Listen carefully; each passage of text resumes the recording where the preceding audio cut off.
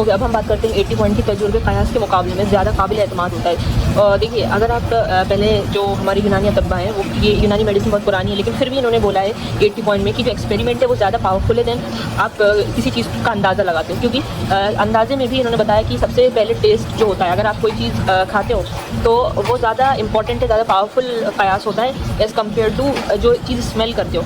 तो जब आप खाते हो तो आपको पता चलता है उसका टेस्ट कैसा है, उसका मिजाज कैसा है, वो आपके ऊपर क्या असर कर रहा है। फिर उसके बू जो रहती है, वो जो आपकी जो ऑर्डर ऑफ रहता है, जैसे आपने कोई चीज़ खाई, खाने के बाद आपको लगा कि ये तो शायद रोटन एप्पल है, तो आप क्या करते हो, फिर उसका टेस्ट तो आपको समझ आ गया कि रोटन सा लग रहा है। फिर आप क्या करते हो, उसको स्मेल करते हो तो आपको पता लगता है कि ये ख़राब है। फिर दूसरी बात है उसका कलर चेक करते हो कि ये रंग का करते हो, तो वो सबसे ज़्यादा कमज़ोर होता है इसका कलर। ठीक है, कलर से हम जो है बहुत ही वीक क़यास होता है कलर का, क्योंकि ज़रूरी नहीं कि कलर अच्छा हो तो वो चीज़ अच्छी हो। फिर आता है हमारा पॉइंट नंबर 81 पॉइंट में लिखा हुआ है कि जो सैदना में ईद के ज़रिए जो है इल्हाम किसी शख्सियत को किसी चीज़ के बारे में रूहानी तौर पर इल्म होना, तो यानी कि आप बगैर किताब पढ़े, बगैर उस्ताद से सीखे आपके दिल में डाल दिया गया जो इल्म होता है, जिसको अम्बिया औलिया हुक्म कदीम बुजुर्ग हकीम इन सब लोगों को मिलता था। इसमें क्या होता है, ना तजुर्बा होता है, ना क़यास होता है, ना किताब होती है, डायरेक्ट रूहानी इल्म होता है। तो हज़रत सुलेमान अलैहिस्सलाम को परिंदों की बोली का इल्म था। अब अबू अली सीना को कोई दवाइयों से ख़ास इल्हाम से पता चले, और बुजुर्ग हकीम को ख्वाब में नुस्खा बताएं, तो ये सारी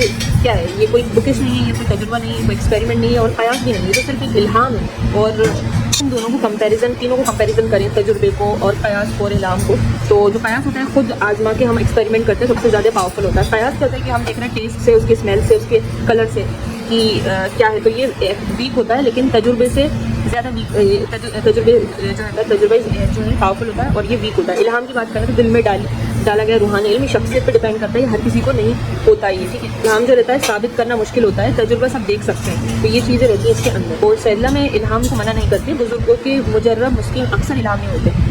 अब दूसरा पॉइंट आता है 82, दैट इज़ अलका। तो इसमें क्या होता है कि अलका के बारे में बोल रहे हैं, इल्का इंतहाई मायूस और बेचारगी के आलम है। क्या आप बहुत ज़्यादा मायूस हो गए, आप बिल्कुल उम्मीद खो बैठे हो कि आपको ठीक होना ही नहीं है। ठीक है, ऐसा हो चुका है, सारी दवाइयाँ आपने काम करना बंद कर दिया, किसी भी चीज़ से आप मेडिसिन से सही नहीं हो रहे, तो अचानक से जो आपको जो है फ़ौरन एकदम से एक चीज़ आती है कि नहीं इसको खाने से ठीक हो जाता है, तो एक उम्मीद, एक जो है आपको ऑप्टिमिस्टिक जो पर्सन होते हैं वो हमेशा अगर डिप्रेशन में भी चले जाते हैं, कुछ भी होता है, वो एकदम से जो है उनके दिल में ख्याल आता है कि नहीं मैं इसको खाने से ठीक हो जाऊँगा, तो उसी तरीके से वो कलौंजी खाने से ठीक हो जाऊँगा या फिर किसी चीज़ को खाने से ठीक हो जाऊँगा। तो ये जो है अलका है, ये इल्हाम तो एक आता है कि आपको एक इल्म मिला, लेकिन रूहानी तरफ से। लेकिन अलका क्या है कि कोई इल्म नहीं, लेकिन एकदम से आपको आया, सडनली एक दिल में ये आया कि मैं ठीक हो सकता हूँ, एक उम्मीद बन जाती है, तो उसको बोलते हैं अलका। तो सबसे पहले हम पावरफुल देखें तो एक्सपेरिमेंट सबसे पावरफुल है, फिर क़यास उसके बाद आता है, फिर उसके बाद आपका जो भी क़यास है जो आप करते हो, सबसे पहले खा के टेस्ट है, फिर बू है, फिर रंग है, फिर उसके बाद आता है इल्हाम,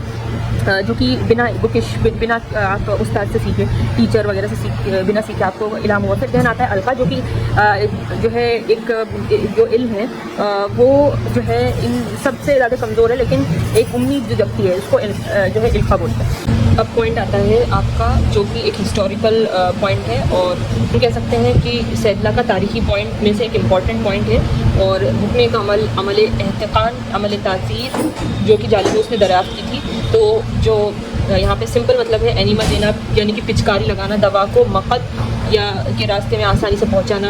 ठीक है, जो वो दवा से नहीं दे सकते, या तो उसको आंतों को डायरेक्ट साफ़ करना उसको थ्रू एनिमा।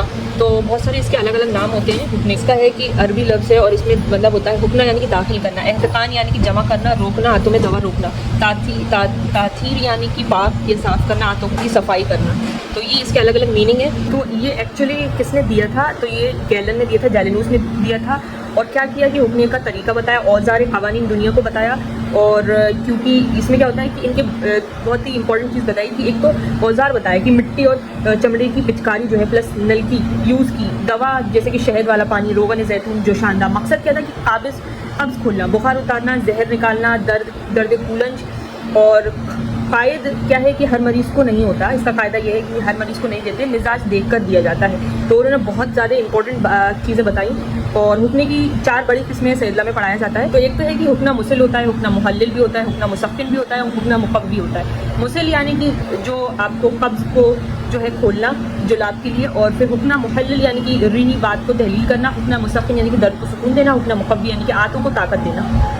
आपके कब्ज़ खोलना तो शहद प्लस नमक और रोगन, इन 3 का देते हैं उठना। और जैसे कि अगर ये री को खोलना तो बाबूना और इकलील का जोश देना, और सुकून देना मुसक्किन यानी कि रोगन बनफ्शा।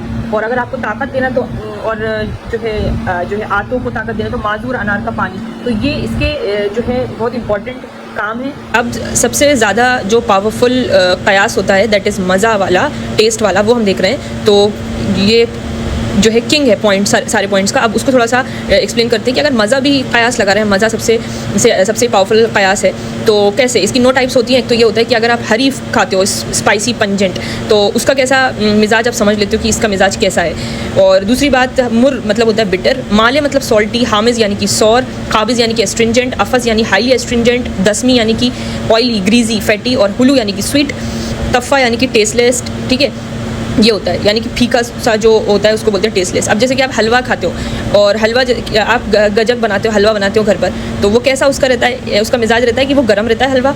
ठीक है, आप सर्दियों में बनाते हो ताकि आप उसको ले पाओ तो वो गर्म रहता है, प्लस वो कैसा रहता है, हरारत उसके अंदर होती है ना, तो ये रहता है। और आप ठंडा खाना खाते हो, टेस्टलेस खाना खाते हो, ठंडा टेस्टलेस। तुफ़ा क्या हलवा है वो कैसा हो गया आपका गर्म और तर हो गया। और आप जो टेस्टलेस खाना खा रहे हो वो कैसा हो गया, वो भी ठंडा पैटी का और ग्रीसी वाला जो है। 10वीं जो है आपको पता है सारी जो जितनी भी इंपॉर्टेंट पॉइंट में हमने अहम नुकात में जो 8th पॉइंट है, फर्स्ट वाला जो पेज था उसमें हमने पढ़ा था कि तमाम चर्बियाँ मिजाज के लिहाज से गर्म तर होती हैं। तो 10वीं जो है ना फैटी वाला, वो भी मिजाज में क्या है, गर्म है और तर। यानी को फैट जो रहता है वो कैसे रहता है, तर होता है, जाहिर सी बात है तर हो तो हो गई, प्लस आप वो गर्म भी होता है, तो ये भी याद रखना है। ठीक है, तभी तो जो ज़्यादा फैटी लोग होते हैं उनको ठंड कम लगती है, तो क्योंकि वो जो चर्बी है, जो आपका जो फैट है वो प्रोटेक्ट कर लेता है उनको। वो चीज़ें हैं इसमें जैसे कि अफस और काबिज़, ये 2 चीज़ें हैं। काबिज़ और अफस ये दोनों जो है एस्ट्रिंजेंट हैं। काबिज़ है, ये दोनों ही काबिज़ है, लेकिन एक हाईली काबिज़ है, वो है आपकी अफस।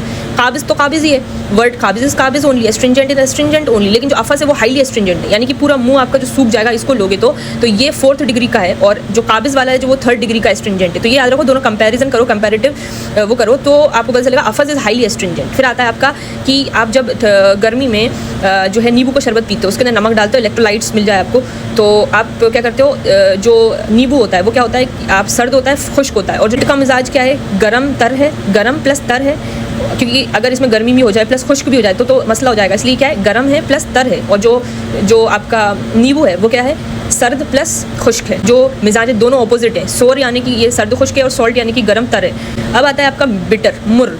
ठीक है, मुर मतलब बिटर होता है, आप बहुत कड़वा पसंद नहीं करते हो। गर्म खुश्क मिजाज रहता है आपका नीम, अफसनतीन और करेले का गर्म।